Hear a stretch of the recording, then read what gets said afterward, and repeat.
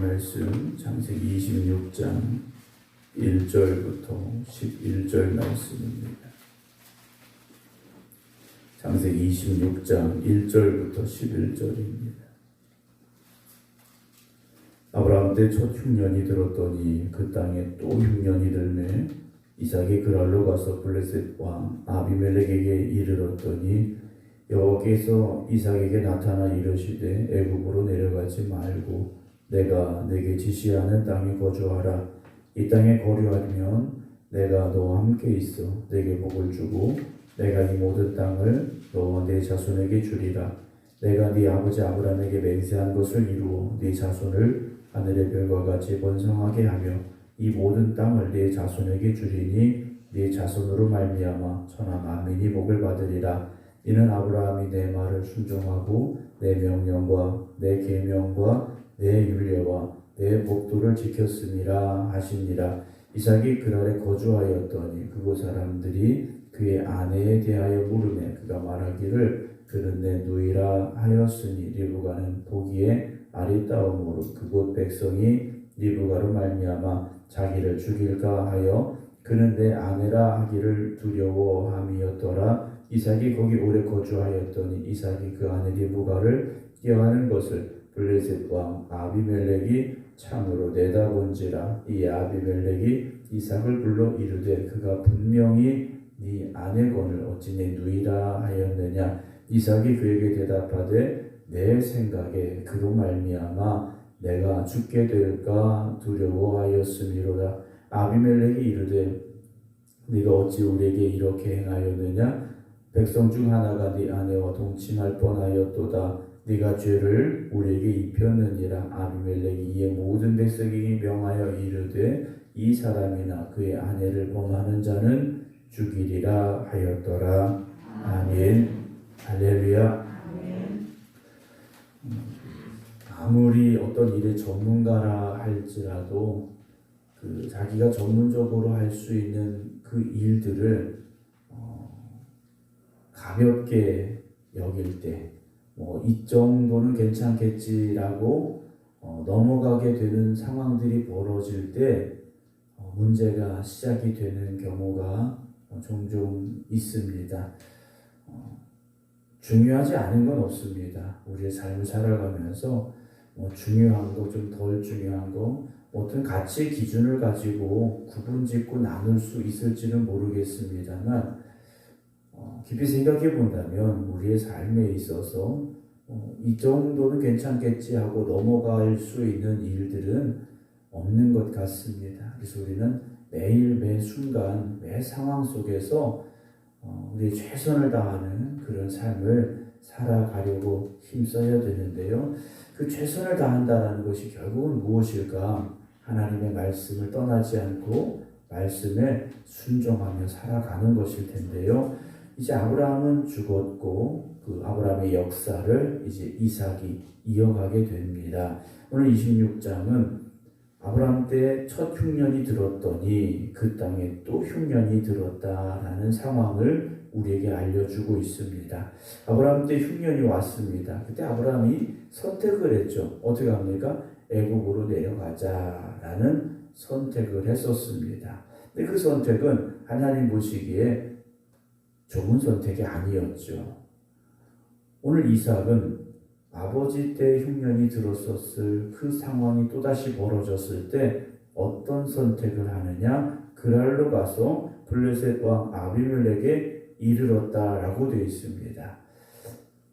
그런데 2절을 보게 되면 여호와께서 이삭에게 나타나 이르시되 애굽으로 내려가지 말고 라는 말씀을 하셔요. 그러니까 지금 이삭이 머무른 곳은 그랄이라는 블레셋 땅에 속한 그랄이라는 곳이었는데 이 이삭의 마음속에는 목적지가 어디였다는 뜻이겠습니까? 애굽이었다라는 거죠. 아직 애굽으로 간 건 아니지만 이삭의 발걸음은 애굽을 향하고 있었다라는 겁니다. 하나님께서 이삭에게 갈 생각도 없는 이삭에게 애굽으로는 가지 말라 말씀하지는 않으셨겠죠. 아직 머무르고 있는 곳은 그랄 땅이지만 마음은 더 남쪽을 향해 애굽을 향해 가고 있었다는 겁니다. 그래서 하나님께서 이삭에게 말씀을 하셔요. 애굽으로 내려가지 말아라 그러셔요. 애굽으로 내려가지 말아라. 내가 네게 지시하는 땅에 거주하라 말씀을 하셔요. 그러면서 3절에 이 땅에 거류하면 이 땅은 어느 땅입니까? 하나님이 지시하신 땅이죠. 내가 너와 함께 있어 내게 복을 주고 라고 말씀하십니다. 지금 그랄이라는 곳에 일단 머물렀는데 더 내려가지 말고 여기 있으라는 말씀이겠죠. 그러면 내가 너와 함께 있어 라는 말씀을 하셔요. 사실 아브라함도 이 말씀은 듣지 못했습니다. 내가 너와 함께 있어 이 말씀은 듣지 못했어요. 두려움에 있는 이삭입니다. 아버지 아브라함과 이삭이 함께 살았던 세월은 75년 정도겠죠. 왜냐하면 100살에 아브라함이 이삭을 낳았고 아브라함이 175세 죽었으니까 75년 동안 아버지 아브라함을 보면서 살아왔을 거라는 겁니다. 근데 이삭이 본 아버지 아브라함은 믿음의 사람이었습니다. 하나님이 인정하시는 믿음의 사람이었어요. 그런데 그런 믿음의 사람인 아버지를 보고 살았던 이삭임에도 불구하고 현실의 문제 앞에서는 믿음보다는 지금 내 눈에 보이는 이 상황, 그리고 조금 더 말씀드리자면 내 생각이 더 앞서게 될 때가 많았다라는 거죠. 우리가 믿음의 가정에서 태어나고 자란 사람들을 보게 될 때가 있습니다. 부모님의 믿음을 보고 자랐겠죠. 그런데 믿음을 보고 자란 이들이 현실에 맞닥뜨렸을 때 부모의 믿음을 따라가는 경우보다는 이삭과 같은 결정을 하게 되는 경우가 더 많이 있음을 보게 됩니다. 여러분, 우리가 이런 이삭의 모습을 볼 때 어떤 마음을 가져야 될까요? 어떤 결심을 해야 될까요? 우리가 우리의 자녀들에게 흔들리지 않는 믿음, 하나님만 바라볼 수 있는 믿음, 그런 믿음의 유산을 잘 물려줄 수 있는 그런 부모가 되기를 더 기도하고 힘써야 하겠다라는 생각을 가지게 됩니다. 하나님께서 아브라함에게 하셨던 그 약속을 이삭에게 다시 주시죠. 내게 복을 주고 내가 이 모든 땅을 너와 내 자손에게 주리라. 내가 네 아버지 아브라함에게 맹세한 것을 이루겠다. 그러셔요. 이루겠다. 4절 네 자손을 하늘의 별과 같이 번성하게 하며 이 모든 땅을 네 자손에게 주리니 네 자손으로 말미암아 천하 만민이 복을 받으리라. 아브라함에게 하셨던 약속을 똑같이 다시 해주십니다. 그러면서 5절에 보면 이는 아브라함이 내 말을 순종하고 내 명령과 내 계명과 내 율례와 내 법도를 지켰기 때문이다 라고 말씀하셔요. 이삭과 이삭의 자손에게 축복하시겠다고 하시는데 이유는 네 아버지 아브라함이 내 말에 순종했기 때문이다 라고 말씀하십니다. 여러분, 우리가 자녀들에게 세상적인 어떤 큰 재산을 물려주고 땅을 많이 물려주고 현실적으로는 더 좋겠죠. 그러나 더 중요한 것은 무엇입니까? 여러분들의 믿음이고 하나님의 말씀을 향한 여러분들의 순종임을 오늘 말씀 속에서 보게 됩니다. 그래서 6절에 이삭이 애굽으로 더 내려가지 않고 그 땅 그랄에 이제 거주하게 되는데요. 여기서 또 한 가지 문제가 생기죠. 7절에 그곳 사람들이 그의 아내에 대하여 물음에, 그러니까 이삭을 몰랐던 사람들입니다. 이삭을 몰랐던 사람들이 이삭이 이제 그 땅에 와서 사니까 궁금하죠.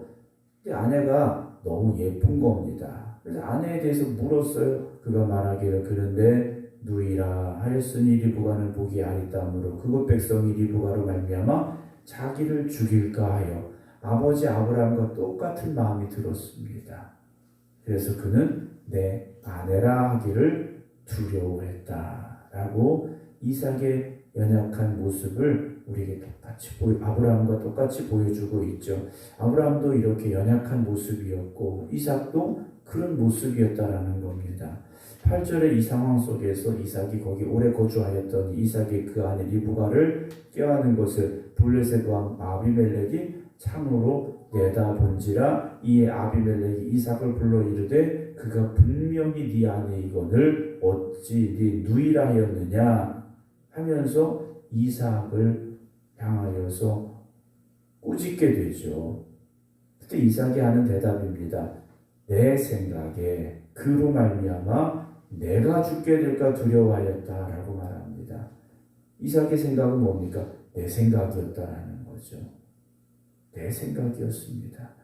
분명히 5절에서 하나님께서 아브라함이 내 말을 순종하고 내 명령과 내 계명과 내 인류와 내 법도를 지켰습니다. 하나님의 말씀에 따라왔음을 이삭에게 말씀하셨는데 이삭은 현실만 보고 내 생각이 들어오게 됐다라는 거죠. 여러 차례 말씀을 드립니다. 여러분 신앙생활은 내 생각으로 해서는 안 된다라는 거죠. 하나님의 말씀을 따라서 우리가 살아가야 됩니다. 말씀에서 벗어나면 안 된다라는 거죠. 그리고요, 하나님의 말씀이 아니라 내 생각이 들어오니까 내가 죽게 될까 두려웠다라고 돼 있어요. 여러분, 우리가 살면서 두려움이 찾아오고 걱정이 오고 염려가 오는 것 내 생각이 먼저가 되기 때문입니다. 내 생각으로 현실을 보기 때문이라는 것이죠. 믿음의 눈을 들어 바라보시기 바랍니다. 하나님만 바라보시기 바랍니다. 10절에 아비멜렉이 이르되 네가 어찌 우리에게 이렇게 행하였느냐? 백성 중 하나가 네 아내와 동침할 뻔하였도다. 네가 죄를 우리에게 입혔다라고 책망을 하죠. 그러면서 11절에 아비멜렉이 이에 모든 백성에게 명하여 이르되 이 사람이나 그의 아내를 범하는 자는 죽이리라. 하나님께서요 이삭을 어떻게 보호하시는가를 아비멜렉을 통하여서 보여주고 계심을 우리가 말씀을 통해서 보게 됩니다. 사실 이삭이라는 사람의 옛 모습을 생각해 보면 아버지가 자기를 죽이려 할 때 아버지에게 순종했던 그 모습, 하나님 앞에 제물로 드려지는 그 앞에서도 당당했던 모습의 이삭이었는데 세월이 지나다 보니 현실을 더 많이 보게 됐다라는 거죠. 우리가 처음 은혜 받았을 때 정말 하나님이 나의 하나님이심을 깨달았을 때는 세상 무서운 게 없습니다. 정말 담대했어요. 그런데 현실과 자꾸 부딪히고 마주하고 현실로 인해서 어려움 당하고 이러다 보니까 우리가 이렇게 되고 있다는 거죠. 저는 저와 여러분들이 다시 우리가 처음 하나님 만났던 그 믿음의 뜨거움과 그 담대함을 회복할 수 있기를 주님의 이름으로 축원합니다. 그래서 오늘도 하나님의 약속 붙잡고 그 믿음 안에 굳건히 서서 오늘도 이 하루가 하나님 여러분들을 보호하시고 축복하시고 함께 하시는 그런 승리의 삶이 될 수 있기를 주님의 이름으로 축원합니다. 기도하겠습니다. 하나님의 약속의 자녀였던 이삭입니다. 그런데 그 이삭 역시 현실에 찾아온 문제 앞에서 자신의 생각에 앞서게 되고 자신의 판단대로 움직이고 있음을 보게 됩니다. 오늘도 우리가 하나님의 자녀로서 하나님 말씀 따라 살겠습니다 고백하고 있지만 정작 우리의 삶에 찾아온 문제 앞에서는 하나님의 말씀보다는 내 생각이, 내 판단이 먼저가 될 때가 많이 있습니다. 하나님 오늘 우리가 다시금 깨닫게 하시고 회개하게 하시고 결단하게 하여 주시옵소서. 그래서 하나님의 말씀 붙잡고 말씀 의지하여서 말씀에 순종함으로 살아가는 저희들 되게 하여 주시옵소서. 그래서 오늘도 아브라함과 함께 하셨던 하나님, 이삭과 함께 하셨던 하나님, 나의 하나님이 되심을 고백하오니 하나님 우리와 함께하여 주시옵소서. 그래서 오늘도 이 하루가 내 생각대로 살아가는 하루가 되지 말게 하시고 하나님의 인도하심을 따라 말씀에 순종하며 살아가는 하루가 되게 하여 주시옵소서. 이제는 우리 주 예수 그리스도의 은혜와 아버지 하나님의 무한하신 사랑하심과 성령님의 감동 감화 교통하심이 오늘도 하나님 말씀에 온전히 순종하는 삶이 되겠습니다. 기도드리는 모든 성도들 위해 이제부터 영원토록 함께 하시기를 간절히 축원하옵나이다. 아멘.